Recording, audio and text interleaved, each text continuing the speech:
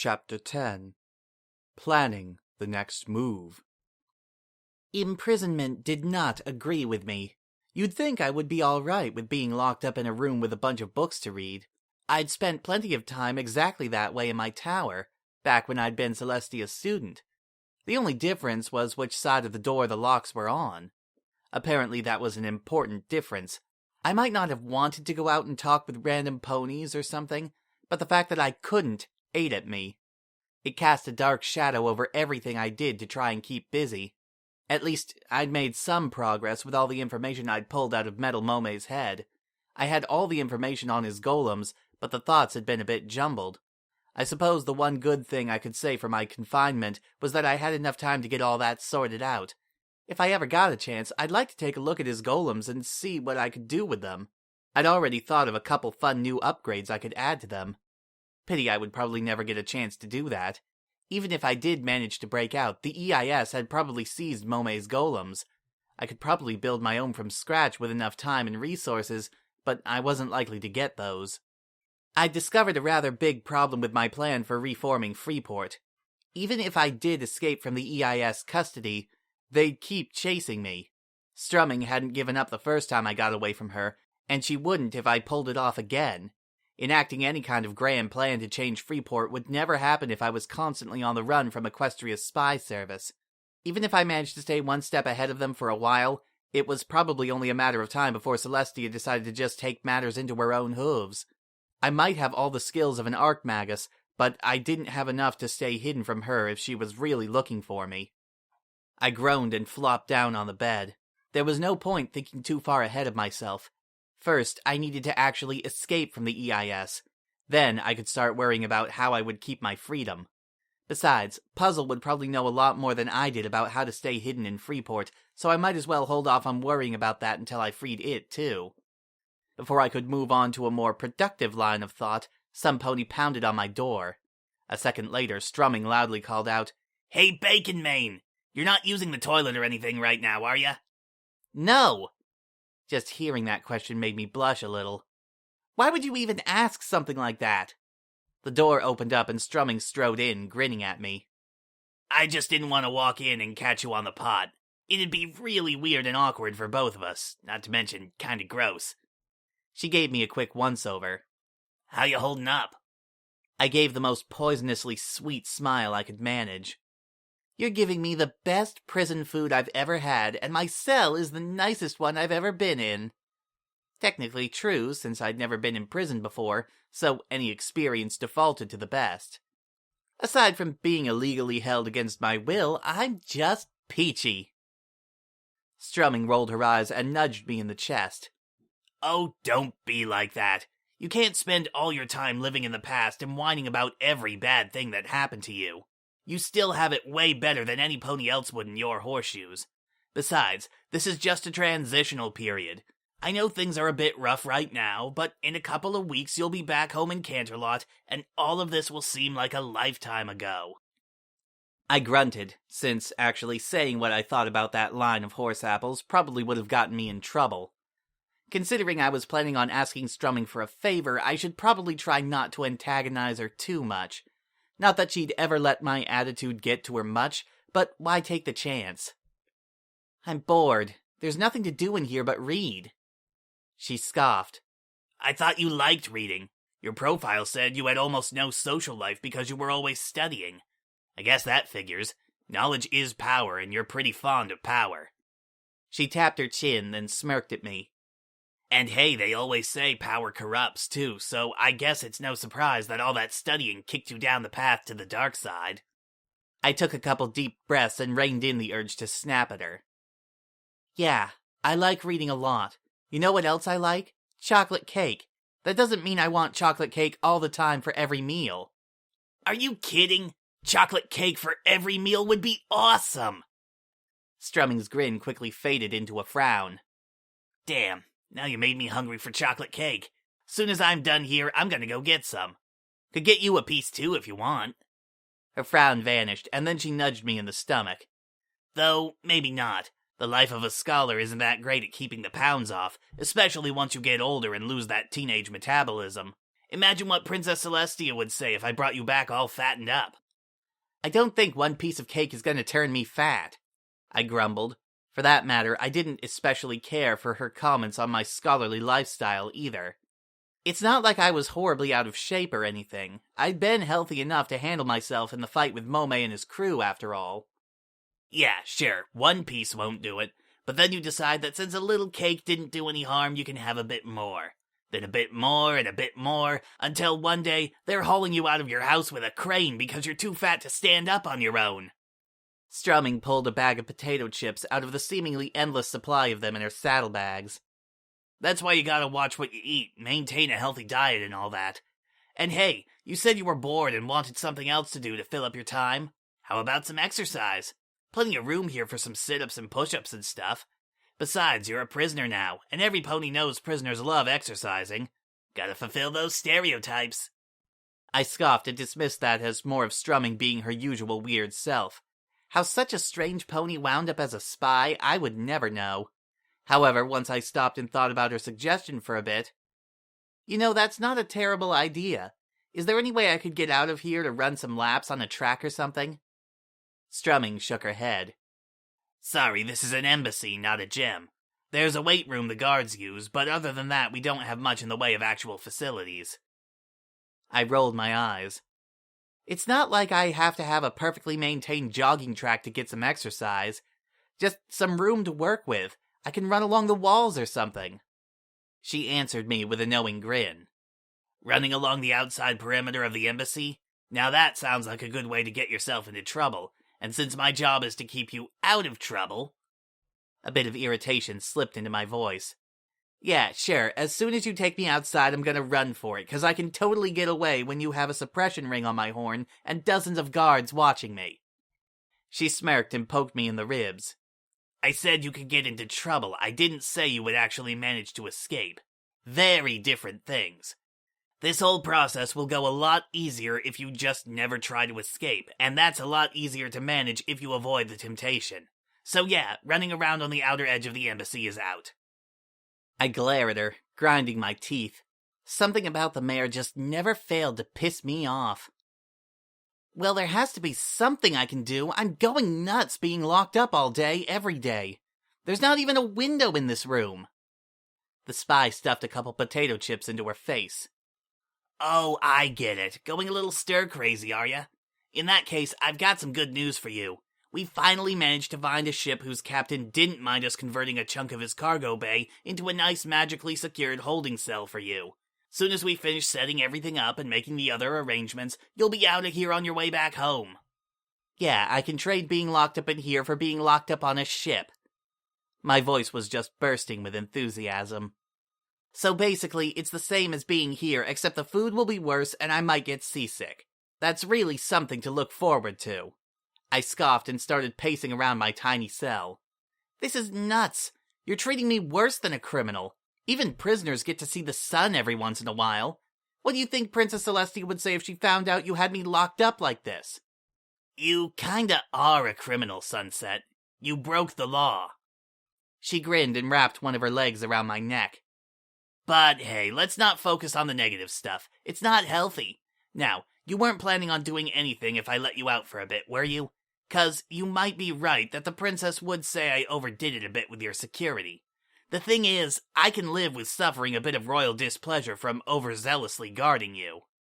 She shrugged and ate a couple more chips. It's not like I'm being nasty just for the sake of being nasty or anything. Worst case, I might get scolded a bit and told not to do it again or whatever. But if I decide to go easy on you, and then you get into more trouble or even manage to escape from me, well, that would get me in a lot of trouble. I groaned and flopped back onto my bed. It's pointless. Even if I did escape, you'd keep coming after me. Or you'd get fired and they'd just send some pony else after me instead.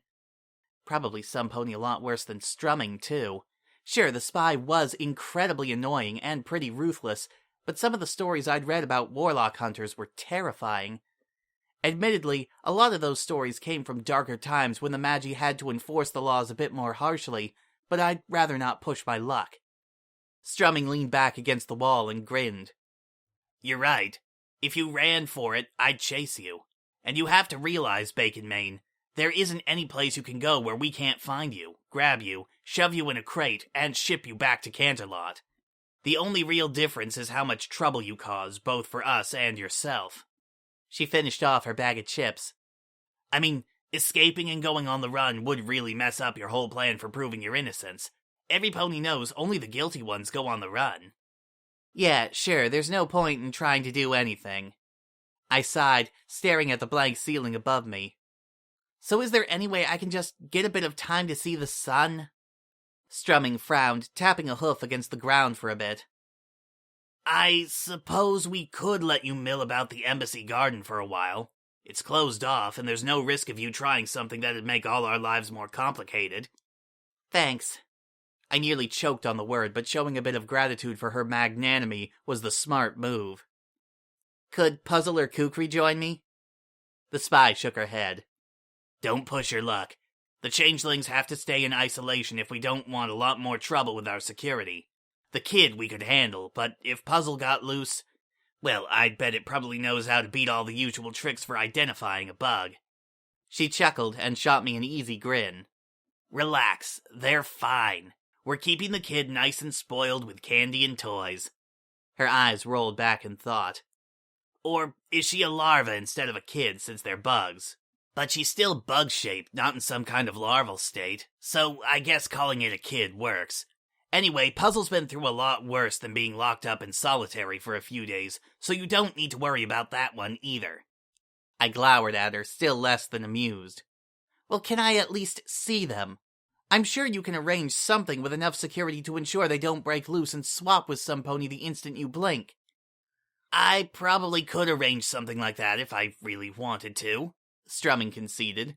Not gonna happen, though. We're busy setting up a high-value prisoner transfer, while also trying to keep the fact that we have you and your changeling buddies under wraps. I'm sure the council already suspects us, but as long as they can't prove anything, their options are limited. She finished with a smug grin. So, yeah, I've got my agents pretty busy already, and I can't really spare the time to properly secure a meeting for you and your pet bug, especially when you're leaving in less than a day. Sorry-ish. She didn't sound very sorry at all. The way she flippantly blew me off was really starting to get under my skin, and now that I wasn't likely to get any more favors out of her by smiling and pretending to be nice, I decided to put her back in her place. You know, I might be a princess one day, and I have a very good memory. I suppose I shouldn't have been surprised that the threat made absolutely zero impression on Strumming. She wasn't amused or offended, and she certainly wasn't the least bit frightened, but just shrugged and waved my warning away. Given the direction your life's been heading lately, I wouldn't bet on you picking up a princesshood anytime soon. I'm pretty sure using dark magic is a big no-no for potential princesses. Hey, I don't know why you ran off, but I'm at least 80% sure it's because you lost your shot at princesshood. Well, she was half right. I hadn't lost my chance, but I'd definitely run into some massive obstacles that would have taken a long time to overcome. Not that I was about to admit that to her. Yeah, I'm sure some low-level spy is an expert on who Princess Celestia is considering granting ascension to. You'd be surprised what a mayor in my position can learn. I was tempted to punch her in the face a couple dozen times to wipe that confident little grin off her face. And it's a pretty safe bet that if you ever did become a princess, you'd also be seeing things my way. Princess Sunset is gonna be a lot older and wiser than Sunset the Runaway. I figure at some point that will include realizing I'm right. If I were you, I wouldn't bet anything I cared about on that. I answered her smug smirk with one of my own. I hope you like the far reaches of the frozen north, 'cause if I have any say in it, that's where you'll spend the rest of your life. Let her freeze her wings off somewhere so cold the caribou never went there. To my utter annoyance, Strumming just shrugged the threat off. Honestly, from what I've heard, it isn't all that bad. My parents spent a while in the station there back when I was a kid. Actually worked with your mom once or twice. Trust me, all the snow and ice isn't a bad thing in the least. It just means that 6 months out of the year, every pony's too busy staying next to a nice warm fire to actually get to any funny business. She chuckled. Besides, I can go searching for the lost treasure of the Crystal Empire while I'm up there. Ugh, that old mare's tale. Celestia only knows how many ponies have gone searching for the lost wealth of the Crystal Empire. None of them had found it in more than 1,000 years of looking, which meant it was a pretty safe bet that there wasn't anything to find. Personally, I would bet that whatever treasure had survived the Empire's fall had either been snapped up by scavengers long ago, or wound up in the hoards of those 2 dragons who live up in the frozen north. Everyone knows dragons love collecting jewels, gold, and anything valuable. I thought about trying to threaten her with some other horrible assignment, like going undercover as a dung shoveler or staking out one of the Griffin's slaughterhouses, but at best, Strumming wouldn't care, and at worst, she would find some other way of turning my threats against me. So instead, I unleashed the nastiest scowl I could manage. Naturally, it didn't work. Now come on, turn that frown upside down. Strumming grabbed me by the cheeks and forced my mouth into a smile. You can't control how the world works, but you can control your attitude towards it. Being grouchy is only going to make you and every pony around you feel worse. One of my eyes started twitching. Let's go outside before I decide the best form of exercise I can get is to try and murder you with a dull plastic spoon. Go for the eyes, Strumming suggested. Just about anything'll mess some pony up if you stick it in their eye, no matter how poor of a weapon it is. You might not be able to kill me that way, but you'd definitely ruin my day. I'll keep that in mind. Strumming grinned and slapped me on the back. I think that's the first time you actually listened to my advice. See, we're already making progress. Though I think I'm gonna have to keep an eye on you next time you have a spoon. She paused, then snorted to herself. Heh, keep an eye on you. I wish I'd planned that. She stretched her wings, then went to the door and opened it. So, let's get that walk in before you make with the spoon stabbing. If you behave yourself, we can make this a regular thing once you're back in Canterlot. Classic prison management.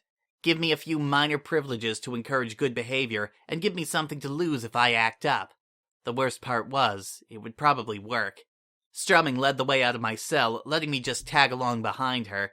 I was a little surprised by the lack of manacles, but I guess there wasn't really any need for them.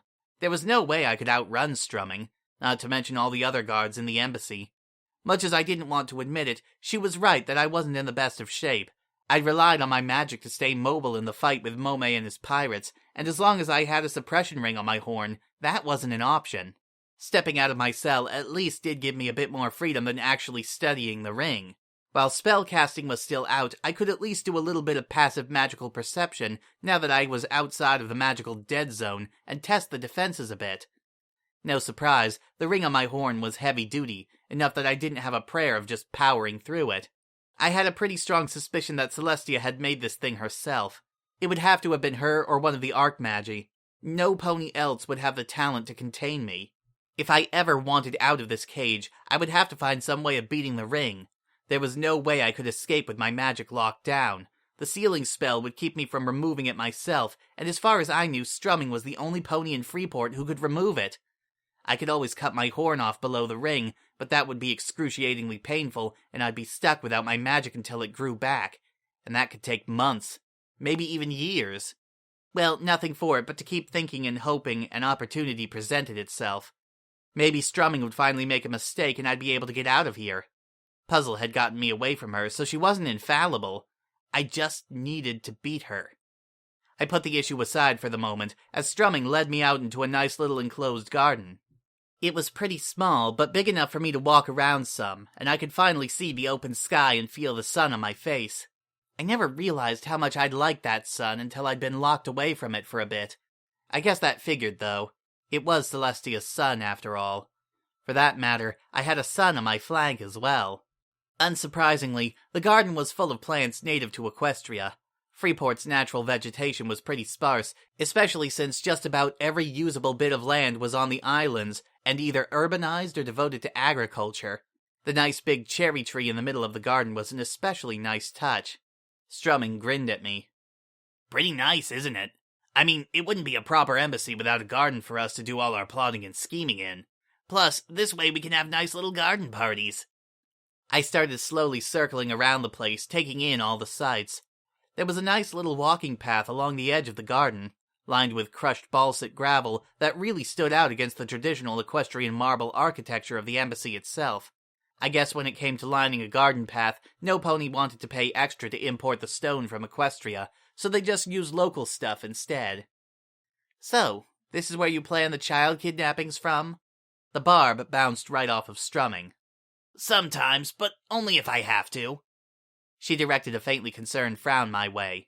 And don't forget that the child you're talking about is a creature with an uncontrollable biological need to suck the love out of ponies in order to survive. I'm sure you like it, and it likes you back, but all you'll be is another meal if it gets hungry enough. I scowled at her. She's just a kid. Besides, it's not like Equestria hasn't managed to be friends with other races that have carnivorous inclinations. I might have said more, but my hoof came down on a large piece of gravel in exactly the wrong way. The chunk of rock poked up into the frog of my hoof, then wedged underneath my horseshoe, getting nicely jammed in where it could keep poking me every time I took another step. Ow! Celestia's teats! Strumming smirked at me, and she trotted over to check my hoof. What was that about your mother figure's teats? I blinked in surprise and felt my cheeks warming. Shut up!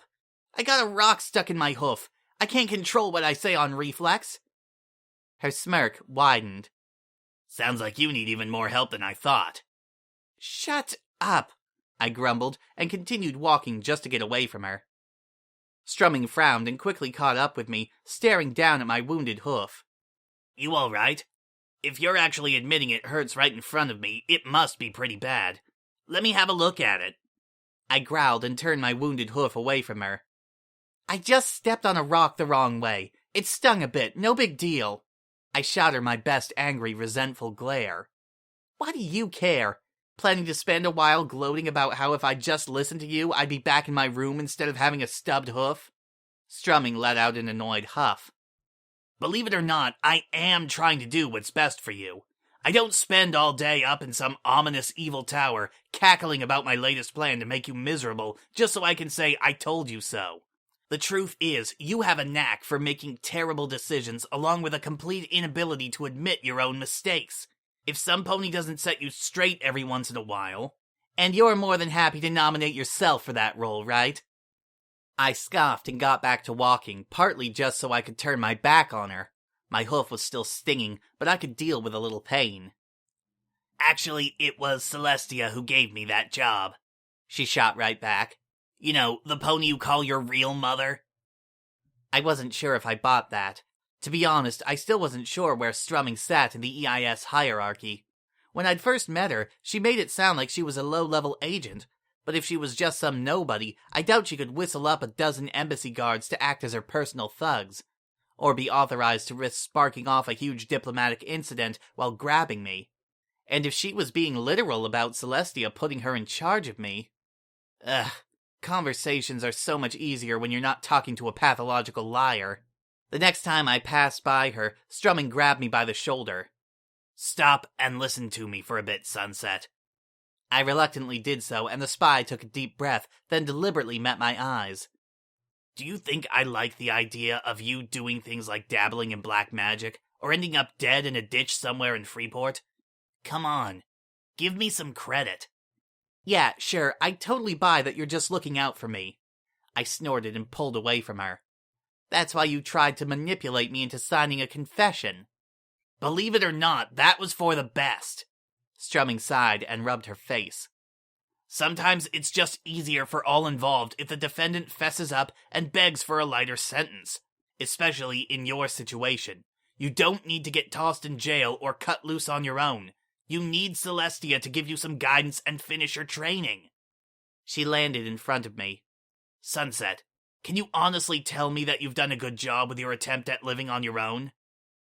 I growled and walked around her. Yeah, I can. I did what I had to do with Metal Mome, and I saved a lot of ponies' lives doing it. I should be getting a medal for what I did, not being tossed in jail. Strumming stared at me incredulously.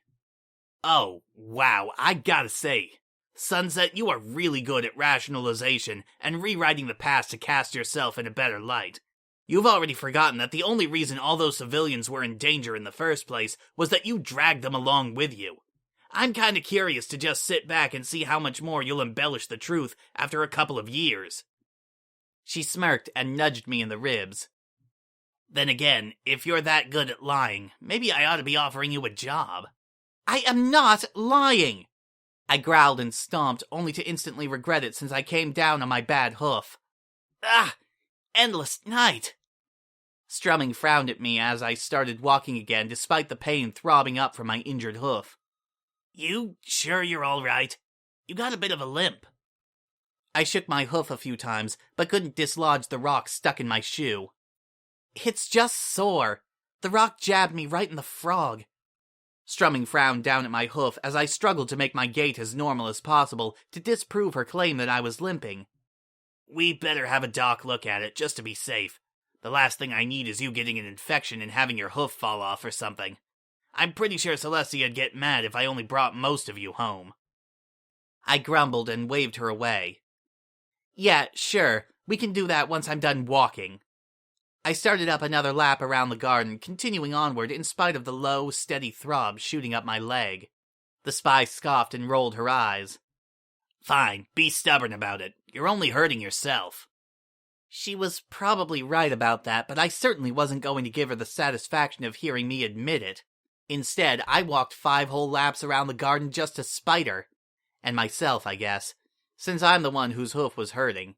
Maybe Strumming did have a bit of a point when she said I had self-destructive tendencies. After the 5th lap, I'd had enough of hurting myself for no other reason than sending Strumming a message. Strumming stood by the door, watching me with a mixture of annoyance and amusement. Ready to have that hoof looked at now? If you want to keep being stubborn, I can find you a couple more sharp things to jab it on. 'Cause I gotta say, watching you make yourself miserable for no damn reason at all is really putting me in my place. I brushed past her on the way inside. Fine, if you really care that much, send a doctor down to the prison cell. Can't have that dangerous criminal interacting with the normal ponies at the infirmary, can we? Oh, spare me your pity party. She cut in front of me, then pointed down the hallway. We're taking you to the infirmary. Less wasted motion that way.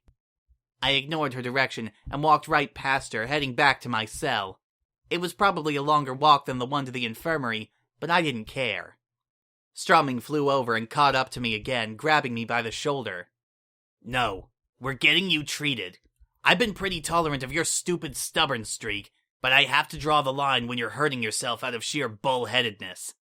I growled and did my best to get free of her, but her grip was too solid. Let go of me! Strumming gave my shoulder a quick shake, her patience finally fraying a bit. Sunset, stop acting like a child. I know you're unhappy, but this isn't helping. You're smart enough to have read an anatomy book at some point, so I know that you know bad things can happen if you injure your frog and don't get it properly treated. Besides, this will let you stay out of your room for a bit longer. Maybe we can even do something else for a bit once you're bandaged up. I planted my injured hoof on the ground for a bit more leverage, gritting my teeth as I pulled away from her.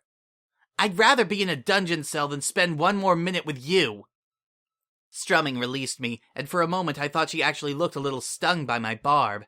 She let out a loud, exasperated groan. Feather it. Fine! I'll take you back to your cell, okay? Dear Celestia, why you're being such a pain in the plot about this? She trailed off, grumbling to herself as she changed course for the dungeons. You know, you make it pretty hard for somepony to help you. I don't care. You should. She trotted up to the entrance to my temporary holding cell and opened the door. You're gonna have a pretty miserable and lonely life if you keep pushing away every pony who wants to help you or be your friend. I trotted back to my cell, heading for the bed so I could get off the sore hoof already. Whatever. Strumming sighed, and I could almost hear her teeth grinding. Watch your hoof and get a bandage on it. I'll send a doctor to have it looked at once you've had a bit to calm down. You're probably due for a fresh bandage on your side, too. Yeah.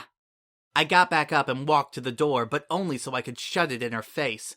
Despite the door between us, I could clearly hear Strumming's next words. Feathering teenagers! I don't get paid enough for this horse apples. I heard her hooves tromping away and waited another minute or so just to be safe. Then I hopped onto my bed and turned my hoof around to get a better look at it. The rock I'd stepped on was still wedged between my shoe and the hoof itself. I leaned in, carefully gripped it in my teeth, and removed it. My hoof didn't stop hurting the instant I got the rock out, but the pain went down to nothing more than a dull ache. I put the rock on my pillow and gave it a quick inspection. Pretty big, flat enough that it hadn't jabbed my hoof too badly after I'd stepped on it. The bottom side had a reasonably smooth surface, but alas, I'd stepped on the rougher top instead. Not perfect, but it'll have to do. I quickly stashed the little rock inside my pillowcase. In all likelihood, no pony would think to ask about the rock that I had stepped on, especially after how pissed off I'd left my chief jailer. Phase 1 of the escape plan was complete. Now I just needed to finish up the rest of it before they loaded me onto the ship tomorrow. To be continued.